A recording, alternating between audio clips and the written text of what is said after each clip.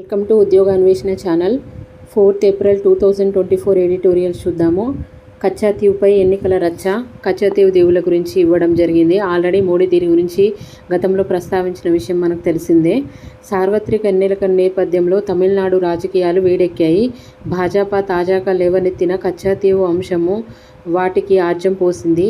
ఆ పార్టీ తమిళనాడు రాష్ట్ర అధ్యక్షుడు అన్నామలై సహా చట్టము కింద సేకరించిన సమాచారం ఇప్పుడు రాజకీయ ప్రకంపనలు సృష్టిస్తుంది. భారత్ శ్రీలంక నడుమన ఉన్న కచ్చాతీవును 1974లో అప్పటి ప్రధాని ఇందిరాగాంధీ శ్రీలంకకు అప్పగించారు.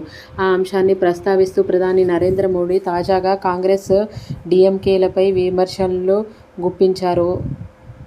కచ్చాతీవు విషయంలో కాంగ్రెస్ ప్రదర్శించిన వైఖరి దేశ జాలర్ల ప్రయోజనాలకు తీవ్రంగా దెబ్బతీసిందని ఆయన వ్యాఖ్యానించారు. కచ్చాతీవును వదులుకోవడము వల్లనే గడిచిన 20 ఏళ్లలో 6180 మంది తమిళనాడు జాలర్లు శ్రీలంక నావికా దళము అరెస్ట్ చేసిందని, 1175 చేపల పడవలను స్వాధీనం చేసుకుందని విదేశీ వ్యవహారాల శాఖ మంత్రి జయశంకర్ విమర్శించారు. ఇరు దేశాలతో ముడిపడినది కావడంతో ఈ అంశము రాజకీయ ప్రాధాన్యము సంతరించుకుంది. అతి చిన్న భూభాగము కచ్చాతీవుకు తను ప్రాధాన్యం ఇవ్వనని, దానిపైన హక్కులు వదులుకోవడంలో తనకు ఎటువంటి సంకోచం లేదంటూ 1961లో నాటి ప్రధాని జవహర్లాల్ నెహ్రూ పార్లమెంటులో వ్యాఖ్యానించినట్టుగా అన్నామలై ఆరోపించారు. ఇందిరాగాంధీ సైతము కచ్చాతీవును చిన్న బండగా పేర్కొన్నారంటూ విమర్శించారు. ఆ దీవి శ్రీలంక అప్పగించే విషయాన్ని నాటి తమిళనాడు ముఖ్యమంత్రి కరుణానిధికి కేంద్రం ముందుగానే సమాచారం ఇచ్చిందని అన్నామలై పేర్కొన్నారు. డీఎంకే మాత్రము కచ్చాతీవును శ్రీలంకకు అప్పగించే విషయాన్ని నాటి ప్రభుత్వం తమ దృష్టికి తీసుకురాలేదని చెబుతుంది. ఏదేమైనా సార్వత్రిక ఎన్నికల నేపథ్యంలో ఈ వ్యవహారము ఇండియా కూటమికి తలనొప్పిగా మారింది. దాంతో కూటమి నేతలు ఆరోపణలను తిప్పికొట్టేందుకు ప్రయత్నిస్తున్నారు. 2015లో మోడీ సర్కారు బంగ్లాదేశ్తో చేసుకున్న ఒప్పందాన్ని ఏఐసీసీ అధ్యక్షులు మల్లికార్జున్ ఖార్గే ఉడంకించారు. ఇరు దేశాల్లో మైత్రి కోసము మోడీ చేసినట్టుగా కచ్చాతీవు విషయంలో నాటి కాంగ్రెస్ సర్కారు వ్యవహరించిందని ఆయన వ్యాఖ్యానించారు. కచ్చాతీవును అప్పగించడం ద్వారా 6 లక్షల మంది శ్రీలంక తమిళులకు స్వేచ్ఛ, కొత్త జీవితాన్ని ఇందిరాగాంధీ ప్రసాదించారని కేంద్ర మంత్రి పి. చిదంబరం పేర్కొన్నారు. 2000 చదరపు కిలోమీటర్ల భారత భూభాగాన్ని చైనా ఆక్రమించిన ఆ దేశము ఎలాంటి దురాక్రమణకు పాల్గొనడం లేదంటూ మోడీ సమర్థించారని చిదంబరం ఎదురుదాడి చేశారు. తమిళనాడు జాలర్లు శ్రీలంక నావికా దళం అరెస్ట్ చేసిన ప్రతిసారి వారు విడిపించాలని సీఎం స్టాలిన్ కేంద్రానికి లేఖలు రాస్తున్నారు. తమిళనాడు జాలర్ల అరెస్టులకు మోడీ అడ్డుకోవడం లేదని డీఎంకే నేతలు విమర్శిస్తున్నారు.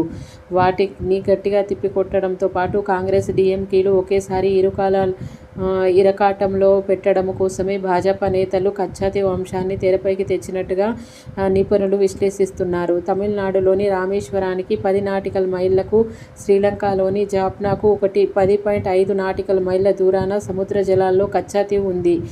దీని పొడవు సుమారుగా 1.7 కిలోమీటర్ల, వెడల్పు 300 మీటర్లు. ఇక్కడ ఎవరు నివాసం ఉండరు. కానీ ఈ దీవి చుట్టుపక్కల జాలర్లలో మత్స్య సంపద ఎక్కువ. తమిళనాడు జాలర్లు చేపలు పట్టి వలలు ఆరబెట్టడానికి, విశ్రాంతి తీసుకోవడానికి కచ్చాతీవును ఉపయోగించుకునేవారు. ఇక్కడ 20వ శతాబ్దంలో నిర్మించిన సెయింట్ ఆంథోనీ చర్చ్ ఎక్కడ ఉందని అడగవచ్చు. కానీ ఇది 20వ శతాబ్దంలో అంటే బ్రిటిష్ వారి కాలంలో ఇక్కడ ఈ చర్చిని నిర్మించడం జరిగింది. ఏటా మార్చిలో జరిగే వేడుకలకు శ్రీలంక, తమిళనాడు నుంచి పెద్ద సంఖ్యలో భక్తులు హాజరయ్యేవారు. డచ్, పోర్చుగీస్ హయాంల నుంచి కచ్చాతీవు తమ అధీనంలో ఉందంటూ శ్రీలంక వాదించడంతో ఇరు దేశాల మధ్య వివాదం రేగింది. భూభాగము భారతదేశంలో అంతర్భాగమని చెప్పడానికి ఎన్నో ప్రాచీన ఆధారాలు ఉన్నాయి.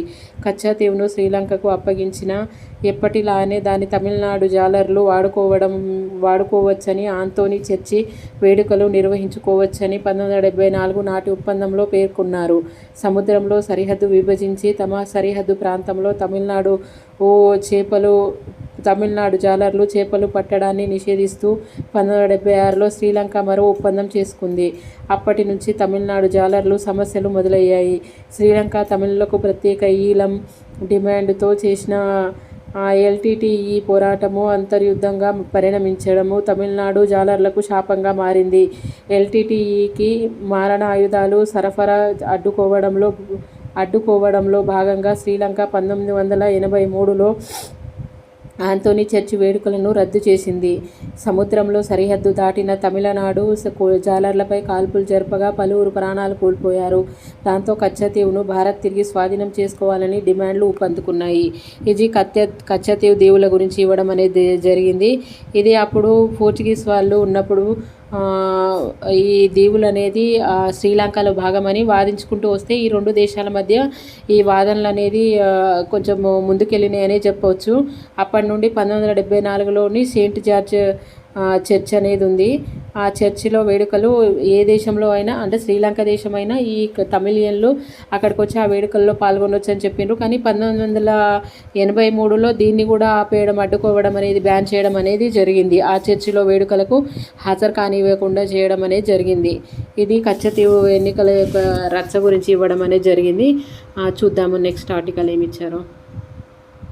ప్రజా ఆరోగ్యానికి కల్తీ ముప్పు. మనం చాలాసార్లు చూసాము. ఇది కల్తీ ఆహారం వల్ల ప్రజల మీద, ఆరోగ్యం మీద భారం పడుతుందనే విషయంలో దేశంలో ఆహార కల్తీ అంతకంతకు మీరుతుంది. కలుషిత ఆహారం కారణంగా రోజు ఎంతోమంది తీవ్ర అనారోగ్య బారిన పడుతున్నారు. పరిస్థితి చేదాటడంతో ప్రాణాలు కోల్పోతున్నారు. ఆహార నాణ్యతను పెంపొందించడం పైన ప్రభుత్వాలు దృష్టి సారించాలి. కల్తీ ఆహార ఉత్పత్తుల కారణంగా ప్రజారోగ్యం ప్రశ్నార్థకంగా మారుతుంది. హైదరాబాద్లో ఇటీవల పలు ప్రాంతాల్లో రసాయనాలతో మగ్గబెట్టిన మామిడి పండ్లను అధికారులు స్వాధీనం చేసుకున్నారు. ఆంధ్రప్రదేశ్లోని ఏలూరు జిల్లా జంగారెడ్డిగూడెంలో ఇటీవల పానీపూరి తిని 2 చిన్నారులు మృత్యువాత పడ్డారు. తీవ్ర ఆందోళనకు గురి చేసింది. ఆహార ఉత్పత్తులపై సరైన నిఘా కొరవడడం వల్లనే దేశంలో తరచూ ఇటువంటి ఘటనలు చోటు చేసుకుంటున్నాయి. కల్తీకి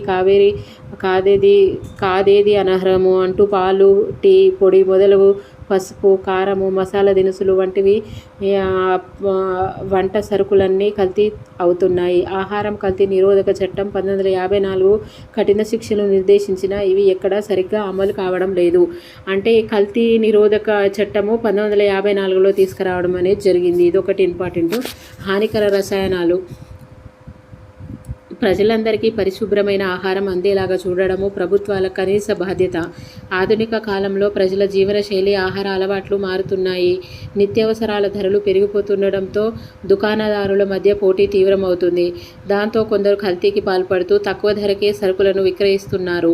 మరోవైపు సిద్ధం చేసిన ఆహారం వైపు ఎక్కువ మంది మొగ్గు చూపుతున్నారు. వారికి ఆకర్షించుకోవడం కోసము చాలామంది దుకాణదారులు తినుబండారాలు, ఆహార పదార్థాల తయారీలో రుచి, రంగు కోసము హానికరమైన రసాయనాలను, రంగులను ఉపయోగిస్తున్నారు. ఇటువంటి కల్తీ కారణంగా దేశంలో సుమారుగా 10 కోట్ల మంది రకరకాల వ్యాధులతో బాధపడుతున్నారని ప్రపంచ ఆరోగ్య సంస్థ వెల్లడించింది. 2030 నాటికి ఈ సంఖ్య 15 కోట్లకు చేరుతుందని అంచనా. ప్రపంచవ్యాప్తంగా ప్రతి 10 మందిలో ఒకరు కలుషిత ఆహారం వల్ల అనారోగ్యానికి గురవుతున్నారు. ఈ కారణంగానే ఏటా సుమారుగా 4,20,000 మంది ప్రాణాలు కోల్పోతున్నారు. ఆహారం కల్తీ ఎక్కువగా 5 ఏళ్లలోపు చిన్నారులే ప్రభావితం అవుతుండడం తీవ్ర ఆందోళనకరము. కలుషితము, కల్తీ ఆహారం పట్ల అతిసారం నుంచి క్యాన్సర్ వరకు దాదాపుగా 200 రకాల ఆరోగ్య సమస్యలు తలెత్తుతున్నాయని వైద్య నిపుణులు హెచ్చరిస్తున్నారు. దేశంలో పలు రాష్ట్రాల్లో ఆహార పదార్థాల నాణ్యత తీసికట్టుగా ఉంటుందని భారత ఆహార భద్రతా ప్రమాణాల ప్రాధికార సంస్థ FSSAI నివేదిక 2022-23 హెచ్చరించింది. ముఖ్యంగా ఆహార నమూనా సేకరణ, పరీక్షలకు అవసరమైన మౌలిక వస్తువులు ఆంధ్రప్రదేశ్ ఏమాత్రమూ బాగలేవని అది పేర్కొంది. ఈ అంశాల్లో 17 మార్కులకు గరిష్టంగా స్కోరుగా నిర్ణయిస్తే ఏపీ కేవలం 1 మార్కునే సాధించింది. 2022-23లో సంబంధించి మొత్తం 6 విభాగాల్లో మెరుగైన పనితీరును కనపరిచిన కేరళ అత్యధికంగా 63 మార్కులను సాధించింది. ఈ తర్వాతి స్థానంలో పంజాబ్, తమిళనాడు నిలిచాయి. ఏపీ, తెలంగాణలు మాత్రము వరుసగా 24, 32 మార్కులకు పరిమితమయ్యాయి. దేశంలోని అనేక పాఠశాలల్లో మధ్యాహ్న భోజనము వికటిస్తున్న ఘటనలు తరచూ వెలుగులోకి వస్తున్నాయి. 2009-22 మధ్య కాలంలో ఇటువంటి ఘటనలు అత్యధికంగా కర్ణాటక, ఒడిశా, తెలంగాణ, బీహారు, ఏపీ రాష్ట్రాల్లో నమోదయ్యాయి. సరైన మౌలిక వస్తువులు తనిఖీలు లేకపోవడం వల్లనే మధ్యాహ్న భోజన పథకము అమలు లోపభూయిష్టంగా ఉంటుందని కాగ్ గతంలోనే హెచ్చరించింది. దేశంలో ఆహార ఉత్పత్తులు విక్రయ కేంద్రాల రిజిస్ట్రేషను, అనుమతులు మంజూరు, తనిఖీలు, నమూనాల సేకరణ ప్రక్రియలు తూతూ మంత్రంగానే సాగుతున్నాయి. ఆహార నాణ్యతకు సంబంధించి బాధితులు టోల్ ఫ్రీ నెంబర్కు ఫిర్యాదు చేసినప్పటికీ సంబంధిత యంత్రాంగము సరిగ్గా స్పందించడం లేదనే ఆరోపణలున్నాయి. తెలుగు రాష్ట్రాల్లో ఆహార తనిఖీ సిబ్బంది అరకొరగా ఉండడం వల్ల తనిఖీలు మొక్కుబడిగా సాగుతున్నాయని చెబుతున్నారు. ఏపీలో ఆహార పరీక్ష కేంద్రము, ఫుడ్ లేబొరేటరీ ఏర్పాటు పనులు ఇంకా పూర్తి కాలేదు. దాంతో ఆహార నమూనాలు హైదరాబాద్లో పంపాల్సి వస్తుంది. ఇది అంటే ఆహార కల్తీలో చూస్తే మన తెలంగాణ మరియు ఆంధ్రప్రదేశ్ చాలా వెనుకంజలో ఉన్నాయి. తక్కువ మార్కులు వచ్చాయి. 32 మార్కులు, 24 మార్కులే వచ్చినాయి. అదే కేరళకు చూస్తే 63 మార్కులతోని ప్రథమ స్థానంలో ఉంది ఇది. ఆ తర్వాత పంజాబ్ ఉంది, తర్వాత తమిళనాడు. ఈ స్థానాలు అంటే మొదటి 3 స్థానాలు కల్తీ లేని ఫుడ్ తీసుకోవడంలో ఫస్ట్ వచ్చేసి కేరళ, తర్వాత పంజాబ్, తర్వాత తమిళనాడు. ఈ రాష్ట్రాలు అనేది కల్తీ తక్కువగా ఉన్నట్టుగా అంటే మార్కులు ఎక్కువ సాధించినట్టుగా చెప్తున్నాయి. చూద్దాము లాస్ట్కి ఏమి ఇచ్చారో. కఠిన చర్చలతోనే దేశ ప్రజలకు సురక్షితమైన ఆహారం అందినప్పుడే ఆ ఉత్పాదకత పెరుగుతుంది. ప్రజలపైన, ప్రభుత్వాలపైన వైద్య ఖర్చుల భారం తగ్గుతుంది. కాబట్టి ఆహార నాణ్యతను తనిఖీ చేసే సిబ్బందిని పూర్తి స్థాయిలో నియమించాలి. ఆహార నాణ్యతను నిర్ధారించడానికి అవసరమైన పరీక్ష కేంద్రాలను విరివిగా ఏర్పాటు చేయాలి. ఆహార కల్తీని సంబంధించిన కేసులను సత్వరమే పరిష్కరించాలి. కల్తీ రాయుళ్లకు కఠిన శిక్షలు, భారీ జరిమానాలు విధించాలి. అప్పుడే దేశంలో ఆహార కల్తీకి అడ్డుకట్ట పడుతుందని ప్రజారోగ్యానికి భరోసా దక్కుతుంది. అంటే ఏంటంటే ఈ కల్తీ ఎవరెవరైతే చూస్తున్నారో వారికి ఆ నాణ్యతలు, ఈ చట్టాలని ఉపయోగించుకొని వాళ్ళ కల్తీ రాయల్ని కఠిన చర్యలు, శిక్షలు, జరిమానాలు పడేటట్టుగా చేస్తే అప్పుడు ఆహారంలో కల్తీ తగ్గడం అనే అవకాశం ఉందని చెప్తున్నారు. ఇది ఈ ఆర్టికల్కి సంబంధించినది. చూద్దాము నెక్స్ట్ ఆర్టికల్. నైపుణ్యాలే ఉపాధికి సోపానాలు. ఉన్నత విద్యను పూర్తి చేసే క్రమంలోనే ఉద్యోగం సాధించాలని చాలామంది విద్యార్థులు భావిస్తున్నారు. అందుకోసం కోర్సుల్లో చేరే సమయంలోనే ప్రాంగణ నియామకాలను కల్పించే విద్యా సంస్థలకు ప్రాధాన్యమిస్తున్నారు. ఆధునిక ఉద్యోగాల అవసరమైన నైపుణ్యంలో పట్టు సాధించడానికి నేటి యువతకు ఎంతో అవసరము. దేశంలో కొన్నేళ్లుగా ఉన్నత విద్యా సంస్థల్లో ప్రాంగణ నియామకాలు తగ్గడము ఆందోళన కలిగిస్తున్నాయి. ప్రతిష్టాత్మక ఐఐటీల్లోనూ ఇవి తగ్గుముఖం పడుతున్నాయి. ఇందుకు సంబంధించి ప్రతిభా నివేదిక 2024 అంటే ప్రతిభా నివేదిక అనేది 2024 అనేక కీలక అంశాలను వెల్లడించింది. దేశవ్యాప్తంగా వివిధ విద్యా సంస్థలకు చెందిన 11,000 మంది విద్యార్థులు, విశ్వవిద్యాలయాల ప్రతినిధులు, మానవ వనరుల నిపుణుల అభిప్రాయాలను క్రోడీకరించి ఈ నివేదికను రూపొందించారు. దేశంలో 7% కళాశాలలు మాత్రమే 100% ప్రాంగణ నియామకాలను చేపడుతున్నట్టుగా ఆ నివేదిక విశ్లేషిస్తుంది. అంటే కేవలం 7% మందే ఆ పనికి సరిపడా సామర్థ్యాన్ని చేకూరుస్తున్నట్టుగా నివేదికల్లో వెల్లడించడం అనేది జరిగింది.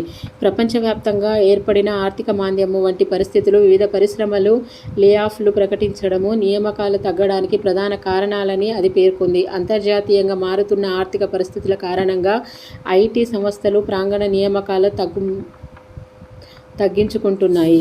ప్రాంగణ నియామకాల్లో పెద్దపీఠము. వివిధ కంపెనీలు ప్రాంగణ నియామకాలను నైపుణ్యాలకు పెద్దపీఠం వేస్తున్నాయి. వీటితో పోలిస్తే విద్యార్థులు పరీక్షల్లో సాధించిన మార్కులు, గత అనుభవాలు, ఇంటర్న్షిప్ ప్రాజెక్టులు, సిఫారసులు అని పెద్దగా పరిగణలోకి తీసుకోవడం లేదు. కొంతకాలంగా ప్రాంగణ నియామకాలు తగ్గడంతో విద్యార్థుల ఆలోచనలో మార్పు వచ్చిందని. ప్రాంగణ నియామకం అంటే క్యాంపస్ సెలక్షన్స్ అంటారు చూడండి, అదే అన్నట్టు ఇది. అంకుర సంస్థల్లో పనిచేయడానికి చాలామంది వెనకాడుతున్నారని ప్రతిభా నివేదికలు 2024 పేర్కొంది. ఆకర్షణీయమైన జీతం కంటే ఉద్యోగ భద్రత ప్రాధాన్యం ఇవ్వడమే ఇందుకు కారణమని అది వివరించింది. ఇంజనీరింగ్ పట్టభద్రులు మాత్రము ప్రతిష్టాత్మక సంస్థల్లో కాకుండా పనిని బట్టి ఏ సంస్థలో చేరడానికైనా ముందుకు వస్తున్నట్టుగా ఈ నివేదిక విశ్లేషించింది. చాలా సంస్థల ప్రాంగణ నియామకాల్లో యువతుల కంటే యువకులకే ఎక్కువగా ప్యాకేజ్ ఆఫర్ చేస్తున్నట్టుగా పేర్కొంది. వాస్తవంలో చూస్తే ప్రాంగణ నియామకాల కోసము చాలామంది విద్యార్థులు సరిగ్గా సిద్ధపడటం లేదు. నైపుణ్యాలు కొరవడడం వల్లనే చివరి సంవత్సరంలో విద్యార్థులు ఎక్కువ మంది ప్రాంగణ నియామకాల్లో ఎంపిక కాలేకపోతున్నారు. ఉద్యోగ మార్కెట్కు అవసరమైన నైపుణ్యాలు ఎప్పటికప్పుడు మారిపోతుండడం ప్రస్తుత అవసరాలు తగ్గట్టుగా పాఠ్య ప్రణాళికలు ఆధునీకరించకపోవడం, నాణ్యమైన బోధన కొరవడడం వంటివి కూడా ప్రాంగణ నియామకాలపైన ప్రభావం చూపుతున్నాయి. యునెస్కో అధ్యయనం ప్రకారంగా భారతీయ యువతలో దాదాపుగా సగం మందికి వివిధ రంగాల్లో అవసరమైన కనీస నైపుణ్యాలు కూడా ఉండడం లేదు. భారతదేశ నైపుణ్యాల నివేదిక 2022 సైతం ఈ విషయాన్ని ధృవీకరించింది.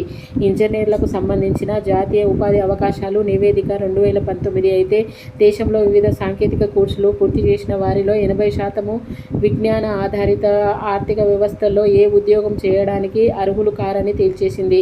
ముఖ్యంగా ప్రపంచ స్థాయి ఉద్యోగాలను అందిపుచ్చుకోవడానికి అవసరమైన డిజిటల్ నైపుణ్యాలను ఇంజనీరింగ్ విద్యార్థుల్లో కొరవడుతున్నాయని అది విశ్లేషించింది. సాంకేతిక విద్యను అభ్యసించిన వారిలో కేవలం 2.5% కృత్రిమ మేధ AI, 5.5% ప్రాథమిక ప్రోగ్రామింగ్లో నైపుణ్యం ఉంటున్నాయి.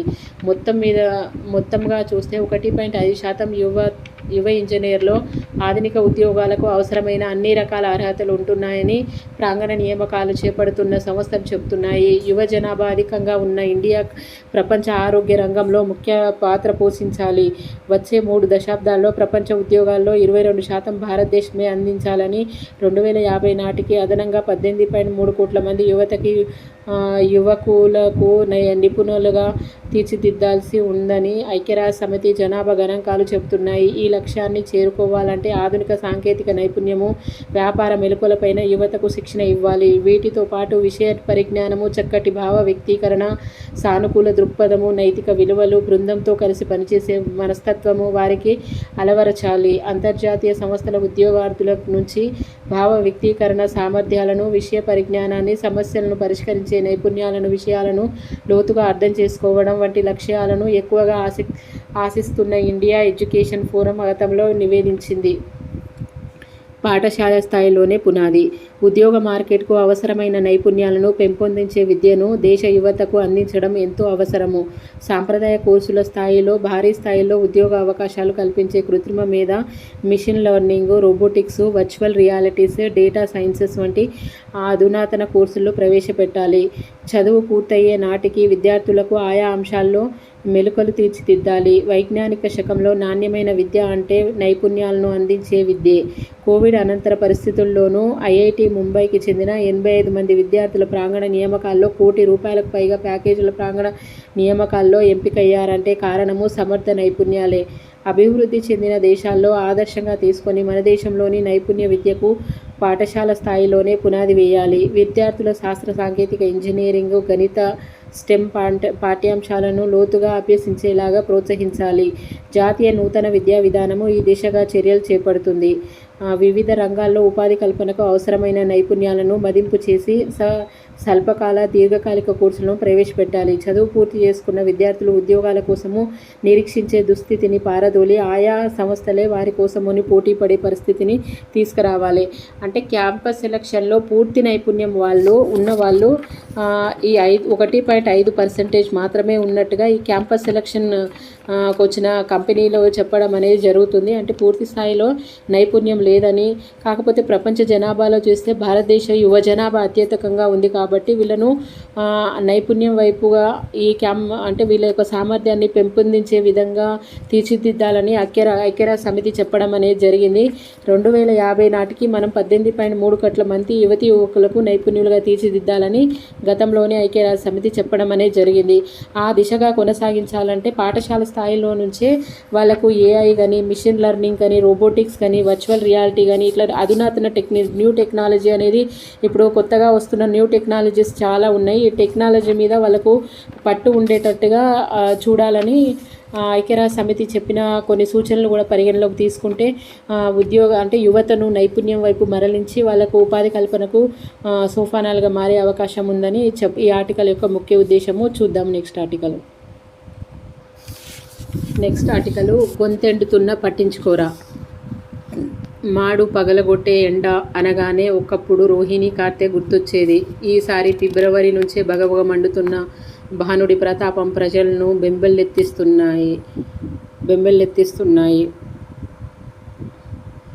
తెలుగు రాష్ట్రాలతో పాటు దేశీయంగా చాలా చోట్ల ఇప్పటికే ఉష్ణోగ్రతలు 40 డిగ్రీల సెల్సియస్ దాటేశాయి. ఏప్రిల్, జూన్ మధ్యకాలంలో వడగాల్పులు తీవ్రత రెట్టింపు కానుందన్న భారత వాతావరణ విభాగము IMD తాజా హెచ్చరికలు తీవ్ర ఆందోళన కలిగిస్తున్నాయి. సాధారణంగా వేసవిలో వడగాల్పులు ఉధృతంగా 4 నుంచి 8 రోజుల పాటు ఉంటుంది. ఈ ఏడాది 10 నుంచి 20 రోజుల పాటు అని పడవచ్చు అన్నది శాస్త్రవేత్తల అంచనా. సార్వత్రిక ఎన్నికల కోలాహలంలో ముగిసిన జన సామూహ్యానికి వడదెబ్బలు ప్రమాదకరము కాకూడదంటే సరైన ముందు జాగ్రత్తలు తీసుకోవడం తప్పనిసరి. ప్రకృతితో చెలగాటమాడుతున్న మానవుడి స్వార్థము వసుధను రుజాగ్రస్తము చేస్తుంది. దాని పర్యవసానంగానే కరువులు, వరదలు, వడగాల్పులు వంటి ప్రకృతి విపత్తులు వెచ్చరిల్లుతున్నాయి. వేడుగాలుల విజృంభణ వల్ల రానున్న కాలంలో భారతదేశ వాసులు ఆయుర్దారము తెగ్గోసుకుపోతుందని, ఆకస్మిక మరణాలు అధికమవుతాయని ప్రపంచ బ్యాంకు 2 ఏళ్ల క్రితమే హెచ్చరించింది. వడగాల్పులు శ్రామికుల ఉపాధికి దెబ్బతీసి వ్యవసాయ ఉత్పాదకతను హరించేస్తాయి.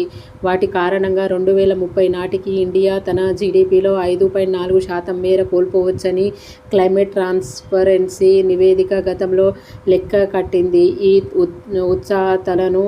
ఈ ఉత్సాతలను నివారించాలంటే ఆర్థిక కోష్ట పరిస్థితులపైన ప్రజానీకానికి అప్రమత్తం చేస్తూ నష్ట నివారణ మార్గాలను సూచించే సామర్థ్య కార్యాచరణ ప్రణాళికలు అమలు సత్వర కార్యరూపం దాల్చాలి. ఎల్నినో మూలంగా నిరుడు దేశీయంగా సరిగ్గా వర్షాలు కురవలేదు. దాంతో చాలా ప్రాంతాల్లో ఇప్పటికే జలవనరులు అడుగంటిపోయాయి.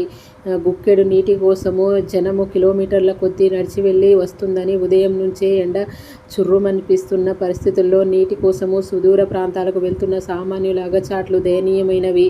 కట్టుతప్పిన ఉష్ణతాపము మూలంగా వడదెబ్బలు ముప్పు అధికమవుతుందని వైద్యులు హెచ్చరిస్తున్నారు. ప్రతి ఒక్కరూ రోజు కనీసము 4 లీటర్ల నీరు తాగాలని వారు సూచిస్తున్నారు. 2024 నాటికి గ్రామీణ భారతావని నల్ల నీరు అందించేందుకు ఉద్దేశించిన జల్ జీవన్ మిషన్ JJM ఇంకా పూర్తిగా లక్ష్యాన్ని చేరుకోలేదు. జగన్ పాలబడిన ఆంధ్రప్రదేశ్లో తాగునీటి ఇక్కట్లు మరింతగా ముమ్మరించాయి. ప్రజల దాహార్తిని తీర్చేందుకు గత ప్రభుత్వం ప్రారంభించిన అనేక పనులను పట్టించుకొని జగన్ రాష్ట్ర వాటా నిధులకు సమకూర్చకుండా JJMను నిష్ఫలం చేశారు. 5 లక్షలకు జనాభా ఉన్న పట్టణాలు తాగునీటిని అందించేందుకు ఆసియా మౌలిక సదుపాయాలు పెట్టుబడులు బ్యాంకు రుణ సహాయంతో గత తెదేపా ప్రభుత్వం చేపట్టిన ప్రాజెక్టును జగన్ పాడుపెట్టేశారు. ఫలితంగా ఏపీలో మొన్న ఫిబ్రవరి నుంచే ప్రజలకు నీటి కష్టాలు మొదలయ్యాయి.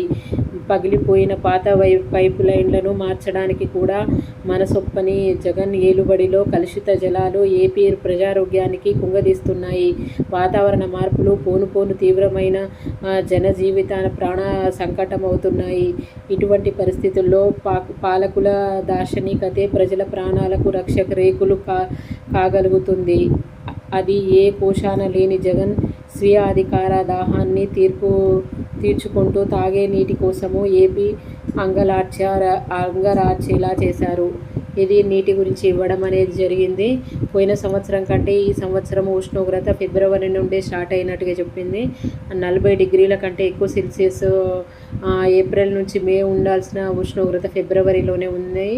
ఈసారి వడగాల్పులు అనేది తీవ్రతర ఎక్కువగా లాస్ట్ టైం 8 రోజులు ఉంటే ఈసారి ఉధృతి అనేది ఇంకా ఎక్కువ రోజులు ఉండే అవకాశం ఉందని 20 రోజులు అంటే అక్కడ 4 ఉంటే ఇప్పుడు 8 రోజులు ఉంటే ఇప్పుడు 20 రోజుల వరకు పెరిగే అవకాశం ఉందని చెప్తున్నారు. 2030 నాటికి ఇండియాలో తన GDPలో 5.4% మేర కోల్పోవచ్చని క్లైమేట్ ట్రాన్స్పరెన్సీ నివేదిక గతంలో చెప్పింది. అంటే ఇదేంటిదంటే వడగాల్పులు ఎక్కువగా తగిలి వడగాల్పుల వల్ల ఉపాధిని కోల్పోయి వ్యవసాయ ఉత్పాదకత కూడా తగ్గిపోయే అవకాశం ఉందని, వడగాల్పుల వల్ల చనిపోయే జనాభా ఎక్కువగా పెరగవచ్చని ఈ నివేదిక చెప్తుంది. ఇవన్నీ ఈరోజు ఇచ్చిన ఆర్టికల్స్ అన్నీ ఇంపార్టెంటేనండి. 1కి 2 సార్లు వినండి. మీకు నచ్చితే ఈ ఛానల్ లైక్ చేయండి. ప్రిపేర్ అయ్యే మీ మిత్రులకు ఈ ఛానల్ గురించి తెలియజేయండి. సబ్స్క్రైబ్ చేసుకోండి.